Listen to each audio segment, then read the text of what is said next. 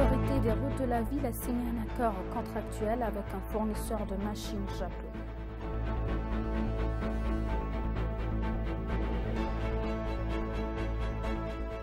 Le ministre russe des Affaires étrangères, Sergueï Lavrov, effectue une visite de travail de 2 jours en Éthiopie à partir d'aujourd'hui.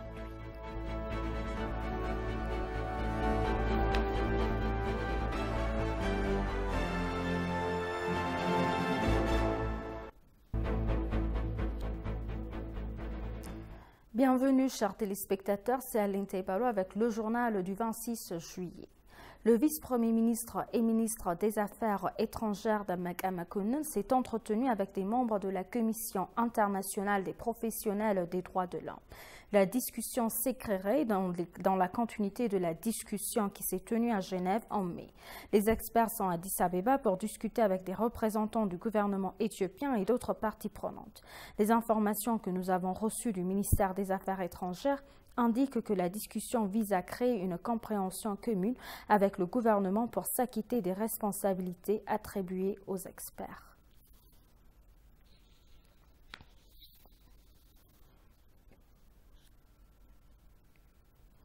La Commission internationale d'experts des droits de l'homme, créée par le Conseil des droits de l'homme des Nations Unies, se rend en Éthiopie pour enquêter sur les violations des droits de l'homme dans le contexte du conflit en Éthiopie.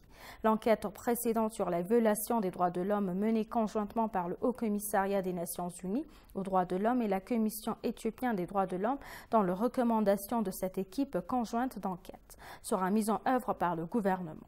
Cependant, lorsque les discussions antérieures avec les membres de la Commission et d'autres parties prenantes, la Commission créée par le Conseil des droits de l'homme tient compte de la position fondamentale du gouvernement et défend le principe de complémentarité qui souligne le système international des droits de l'homme doit être considéré comme un soutien, un complément du système juridique national exempt des intérêts politiques. Si le Bureau et la Commission éthiopienne des droits de l'homme ne renouvelaient pas l'enquête conjointe et si le gouvernement agissait d'une manière qui n'entrave pas les mesures qu'il prend pour assurer la responsabilité, s'il est possible de s'entendre sur les modalités d'engagement, il y aura une occasion de reconsidérer la question de la coopération avec la Commission.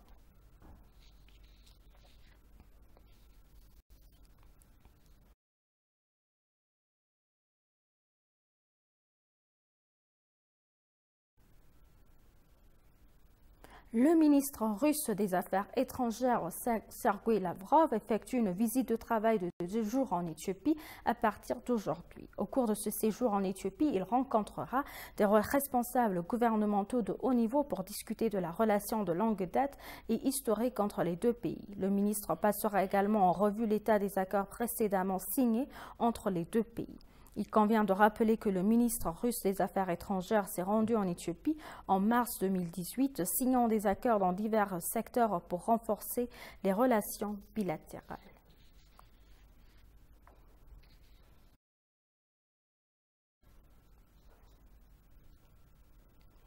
Le HCR s'est toujours engagé à soutenir les efforts de l'Éthiopie pour fournir une aide humanitaire aux réfugiés dans tout le pays.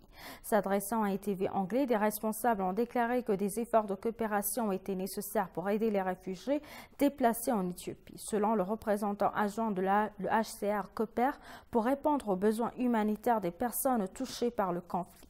Le HCR s'emploie activement à ramener une personne déplacée dans son pays d'origine et à lui faire reprendre sa vie. Le directeur général d'Action for the Needy in Ethiopia, Salihu al-Sultan, a pour sa part déclaré que son organisation atteignait des millions de réfugiés à travers le pays. Les informations obtenues du HCR montrent que l'Éthiopie accueille actuellement près de 900 000 réfugiés de divers pays.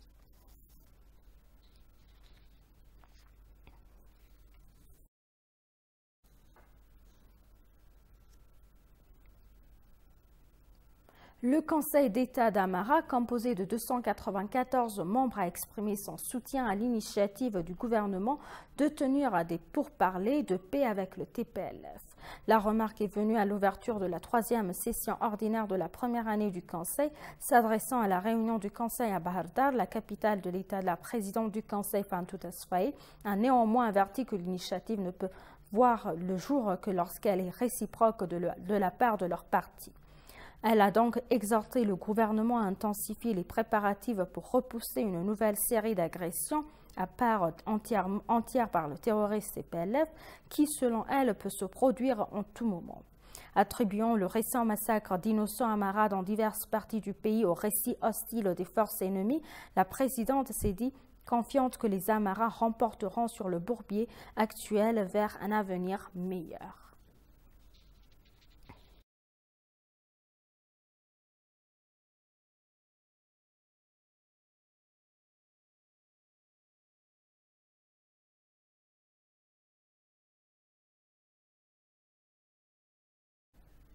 L'autorité des routes de la ville a signé un accord contractuel avec un fournisseur de machines japonais renommé Future Band International Limited Company pour l'achat d'équipements d'entretien des routes. L'autorité pourra faire passer sa capacité annuelle de réflexion des routes d'une moyenne de 100 km à 140 km. Lors de la signature de l'accord transmettant le message de ses plus sincères condoléances pour le décès de l'ancien Premier ministre japonais Shinzo Abe, la mère Adane Chabebe a déclaré que l'accord était essentiel pour résoudre le problème socio-économique des habitants concernant la congestion routière.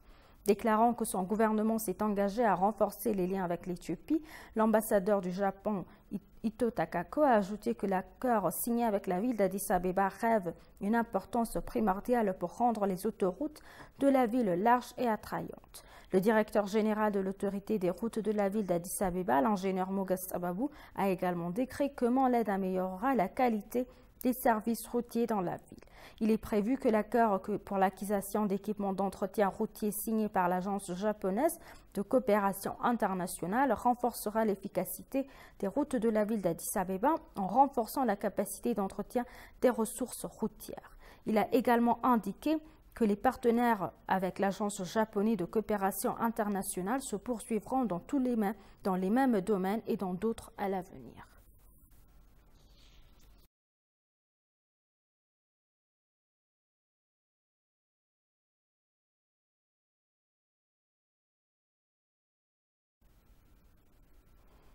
Et pour conclure le journal, le ministre des Femmes et des Affaires sociales de la République fédérale d'Éthiopie, Dr Ergogi Tesfaye, a reçu l'ambassadeur d'Allemagne en Éthiopie, Stephen Auer, à son bureau.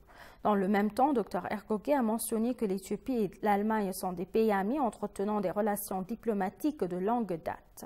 Elle a également rappelé que le gouvernement allemand soutenait le succès des activités à multiples facettes menées en Éthiopie pour les femmes, les jeunes, les personnes handicapées et les personnes âgées. La ministre a demandé que le soutien du gouvernement allemand à l'effort de développement global en tant que pays soit renforcé à l'avenir.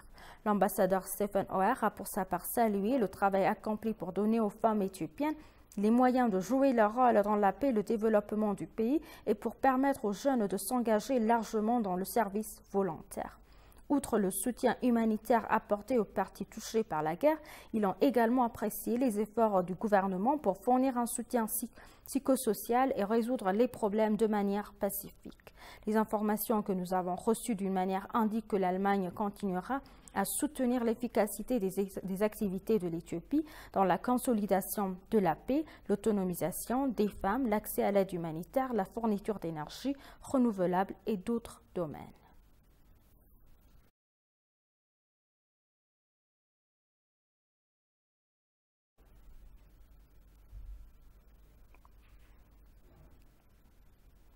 Chers téléspectateurs, nous vous rappelons les titres principaux. L'autorité des routes de la ville a signé un accord contractuel avec un fournisseur de machines japonais.